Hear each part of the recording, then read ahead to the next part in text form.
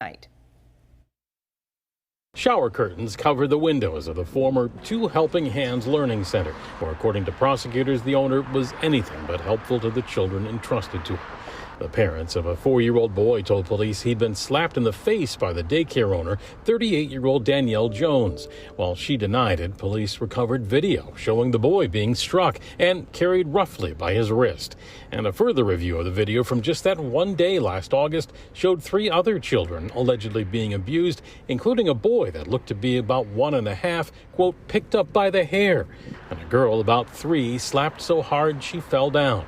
The police don't know who they are and need to talk to their parents. That's our concern, that they probably aren't aware of this, and so it's important for us to identify them and locate them and talk to them about what's happened here so we can add additional charges as appropriate. Jones is charged with 4 counts of physical abuse of a child based on the video, but 3 of the victims are unidentified. We do need to know who the names of the victims are in order to prove their age, in order to prove the gravity of the offense itself. Lovern says they also want to identify them to ensure that they're getting the care they need in response to any abuse they may have suffered. It was busy, very busy. There was a lot of kids going in that daycare. A neighbor who used to work at a daycare says there's no excuse for what police say Jones did here. It can be tough with kids. It can be. Because all you gotta do is have patience with them. That's all.